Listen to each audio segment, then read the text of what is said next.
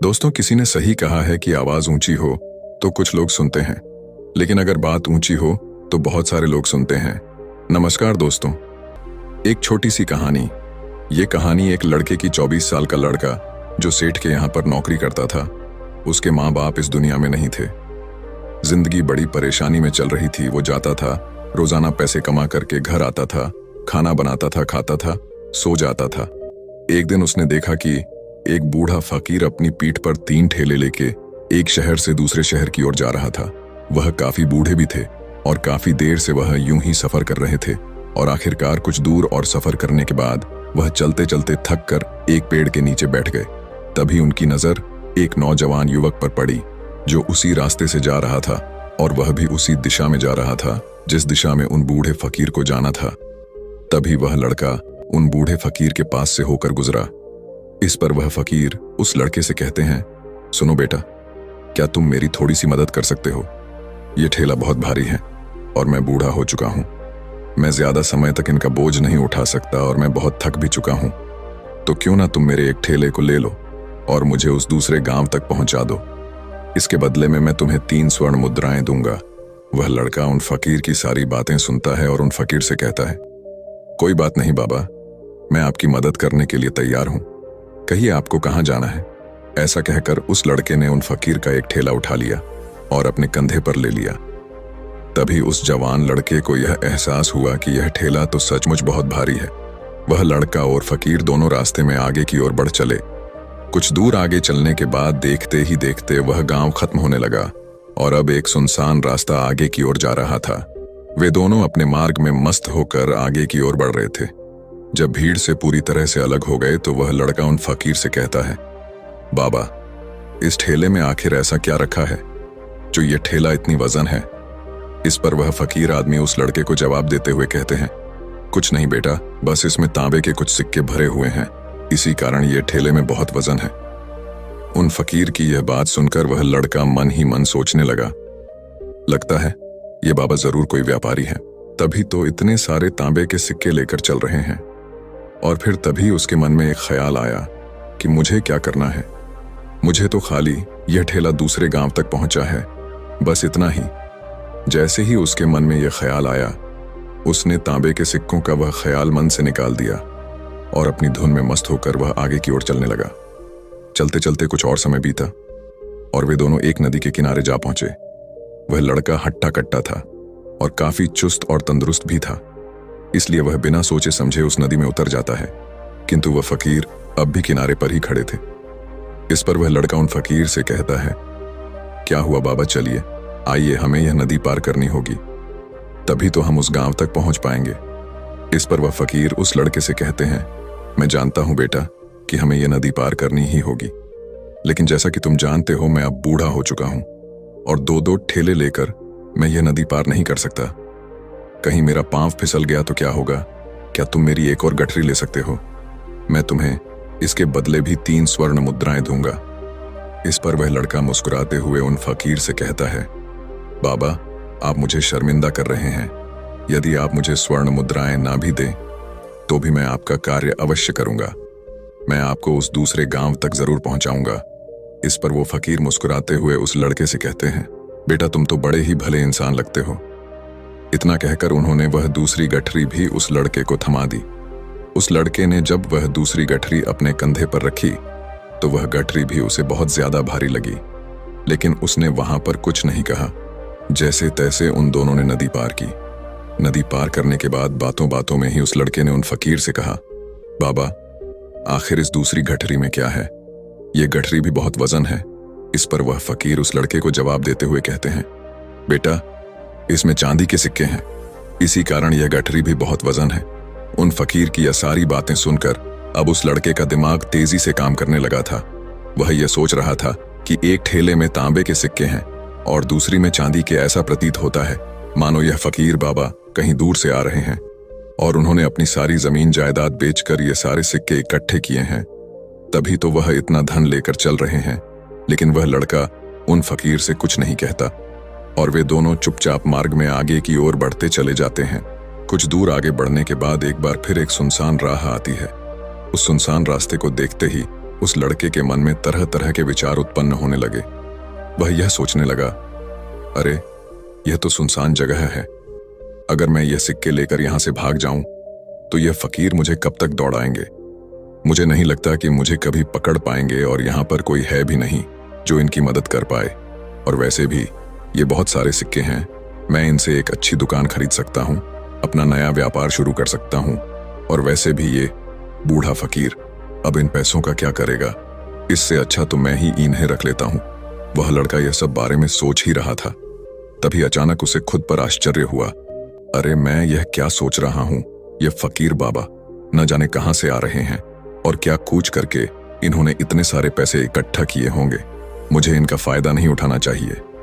नहीं नहीं, मुझे ऐसा नहीं करना चाहिए।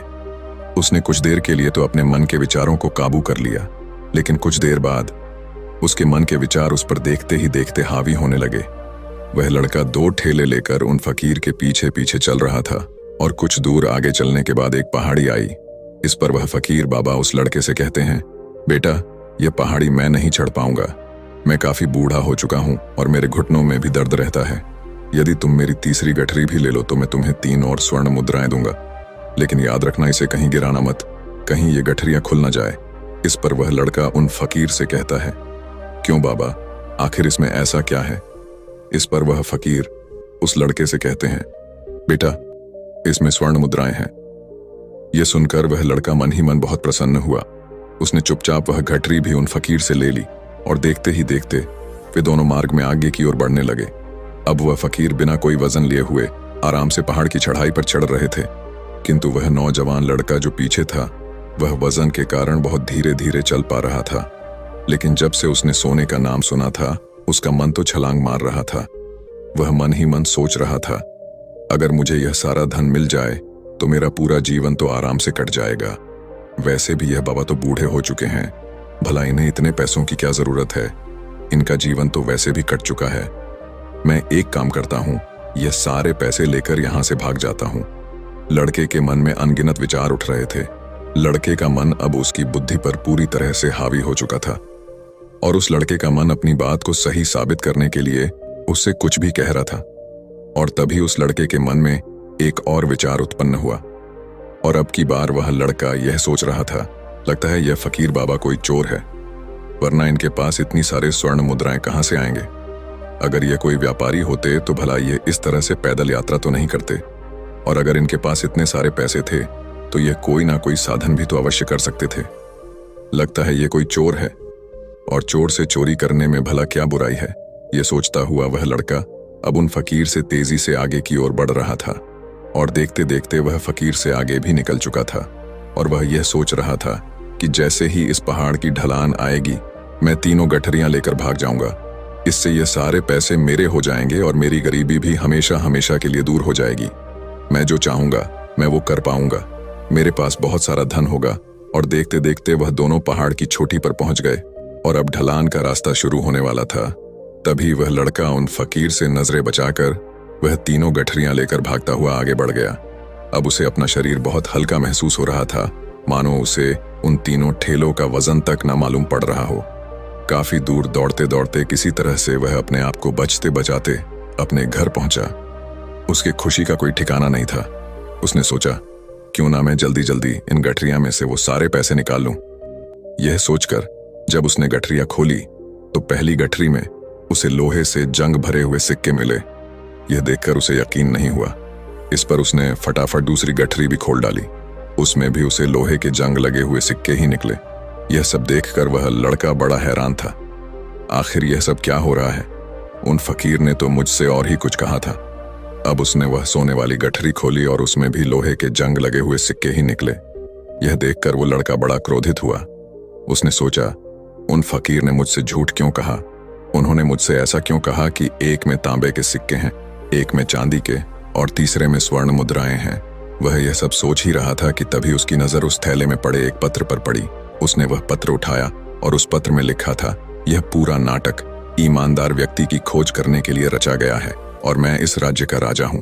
मेरी कोई संतान नहीं और इसीलिए मैंने यह षड्यंत्र रचा है ताकि मैं अपने राज्य में किसी एक ऐसे ईमानदार व्यक्ति की खोज कर सकूं जो मेरे बाद इस राज्य का राजा बन सके। और इस राज्य भार को संभाल सके। और इस राज्य का भार वही संभाल सकता है जो पूरी तरह से ईमानदार हो, जिसके मन में किसी प्रकार का कोई लालच ना हो। इतना पढ़ते ही वह लड़का जोर जोर से चिल्लाने लगा। वह सर पकड़कर बैठ गया। वो यह जानता था कि यदि वह अपने मन के विचारों पर काबू कर लेता तो उसका जीवन संवर सकता है, लेकिन वह अपने मन के विचारों पर काबू नहीं कर पाया। दोस्तों, महात्मा बुद्ध कहते हैं कि मन ही सब कुछ है। आप जो सोचते हैं वही बनते हैं। इसलिए आपका सबसे बड़ा दुश्मन भी आपको उतना नुकसान नहीं पहुंचा सकता जितना कि आपके मन के यह अनियंत्रित विचार पहुंचा सकते हैं। महात्मा बुद्ध कहते हैं, अपने भीतर ध्यान से देखो। हमारे भीतर जो विचार चल रहे हैं वही विचार शब्द बनते हैं और शब्द कर्म के रूप में प्रकट होते हैं। बार बार दोहराने पर कर्म बर्ताव में बदलता है और धीरे धीरे समय के साथ बर्ताव चरित्र में परिवर्तित हो जाता है और यही चरित्र हमारे भाग्य का निर्माण भी करता है। इसलिए हमें हमेशा अपने विचारों के प्रति सजग होना बहुत आवश्यक है। हमें जागरूक होना बहुत आवश्यक है। हमें यह जानना जरूरी है कि हमारे मन में किस प्रकार के विचार आ रहे हैं। आगे महात्मा बुद्ध कहते हैं कि कमजोरी हमेशा छोटे विचार से शुरू होती है। यह एक बीज के रूप में होती है और यदि इस बीज को नष्ट न किया जाए तो यह छोटा सा विचार बहुत जल्द ही एक विशाल वृक्ष का रूप ले लेता है और हमारी बुद्धि की सोचने और समझने की क्षमता को पूरी तरह से नष्ट कर देता है। जिस प्रकार आपने इस कहानी में देखा किस प्रकार उस जवान लड़के का मन उस पर हावी हो चुका था और उसकी सही और गलत सोचने की क्षमता पूरी तरह से नष्ट हो चुकी थी, जिस कारण वह यह समझ नहीं पाया कि उसे क्या करना चाहिए, और उसके लालच ने उसके भीतर इतनी ऊर्जा भर दी कि वह तीनों ठेले उठाकर इतनी तेजी से वहां से भागता आगे भी बढ़ गया। इसीलिए जब आपके मन में पहली बार कोई गलत विचार उत्पन्न हो तभी उसे जड़ से उखाड़ देना चाहिए, अन्यथा वह विशाल वृक्ष का रूप लेगा और आपको किसी न किसी गलत राह पर वह ढकेल ही देगा। आप चाहकर भी उसे रोक नहीं पाएंगे। लेकिन अब आपके मन में यह प्रश्न उठ रहा होगा कि हम भला अपने मन के विचारों को कैसे नियंत्रित करें। हमारा मन तो इतना चंचल है, वह इतना शक्तिशाली है कि वह हम पर हावी हो ही जाता है। हम चाहकर भी उस पर नियंत्रण नहीं कर पाते। इसका जवाब में महात्मा बुद्ध हमें दो बातें समझाते हैं। पहली बात, सही इरादा विकसित करो। कई बार आपने देखा होगा कि आपके मन में कुछ और होता है किंतु आप कहते कुछ और है, क्योंकि आपके मन के भीतर जो कुछ बसा है वही आपके मुख से बाहर भी निकल रहा है। लेकिन जब हमसे वह गलती हो जाती है तो उसके बाद हमारा मस्तिष्क अच्छी तरह से काम करना शुरू कर देता है। हमारे सोचने और समझने की क्षमता एक बार फिर से जागृत हो जाती है और ऐसी अवस्था में हमें यह एहसास होता है कि हमसे गलती हो गई है और फिर हमारा मन दुखी हो जाता है। हमारा मन अफसोस से भर जाता है और इस भारीपन और दुख से बचने के लिए महात्मा बुद्ध हमें सही इरादा विकसित करने के लिए कहते हैं। इसके लिए जब भी आप कोई कार्य करने जा रहे हो तो सबसे पहले आपको यह खुद से पूछना चाहिए कि जो कुछ भी मैं करने जा रहा हूं इसके पीछे मेरा इरादा क्या है। क्या मैं दूसरों को दुख पहुंचाना चाहता हूं या दूसरों को नीचा दिखाने जा रहा हूं या मुझे खुद को ऊपर उठाना है। खुद से सवाल कीजिए, खुद को जागृत कीजिए। जब आप इरादों के प्रति सचेत होने लगेंगे, जब आप विचारों के प्रति सजग होने लगेंगे, तभी आपके भीतर सकारात्मक ऊर्जा का प्रवाह होगा। तभी आप सकारात्मक इरादों से जुड़ने लगेंगे और आपके मन के भीतर बसी हुई वह नकारात्मक ऊर्जा और नकारात्मक इरादे दिन ब दिन कम होने लगेंगे। परंतु याद रहे, आपको यह हर रोज करना होगा और आपको यह हमेशा ध्यान रखना होगा कि आपको केवल अच्छा सोचना है। आपके इरादे हमेशा अच्छे होने चाहिए, तभी आप दुख और तकलीफों से बच सकते हैं। अन्यथा आप इसी तरह से दुख और तकलीफों में घिरे ही रहेंगे और आप कभी इससे निकल नहीं पाएंगे। दूसरी बात, मन के प्रति सजगता विकसित करो, जिससे आपका मन देखते देखते शांत होगा और आपके मन के भीतर बसी हुई वह नकारात्मक ऊर्जा, नकारात्मक विचार खत्म होने लगेंगे और आप शांति की ओर आगे बढ़ेंगे। और आपको इसके लिए बस इतना ही करना है कि इस पल में जो कुछ भी हो रहा है, आपकी आंखों के सामने आपके भीतर जो कुछ भी जैसा भी चल रहा है, बस उसे देखते रहना है। अपने मन के अच्छे बुरे विचार, अपनी भावनाएं और अपनी यादों पर बिना प्रतिक्रिया दिए उन्हें केवल देखते रहना है, जिससे आपके मन के सारे विचार देखते ही देखते खत्म होने लगेंगे। आपका मन खाली होने लगेगा और आप नकारात्मक विचारों से न सोच से बच सकते हैं और आप इन दुख और तकलीफों से भी दूर रह सकते हैं। इसीलिए महात्मा बुद्ध कहते हैं, जो स्वयं को देखता है वही सबसे बड़ा तपस्वी है। अर्थात जो अपने मन में चल रहे उन विचारों को बिना प्रतिक्रिया दिए हुए केवल देखता है और उन पर कोई भी प्रतिक्रिया नहीं करता, बस उन्हें देखता और समझता है। वास्तविकता में वही मन पर नियंत्रण भी कर सकता है और वही अपना जीवन सुखी और खुशहाली तौर पर जी सकता है। इसलिए यदि आप भी अपने जीवन को सुखी और खुशहाल बनाना चाहते हैं तो आपको सबसे पहले अपने मन पर नियंत्रण साधना ही होगा। अपने मन को खाली करना ही होगा। अपने मन के विचारों के प्रति आपको सजग होना ही होगा। दोस्तों, उम्मीद है कि आपने आज की इस वीडियो से जरूर कुछ ना कुछ सीखा होगा।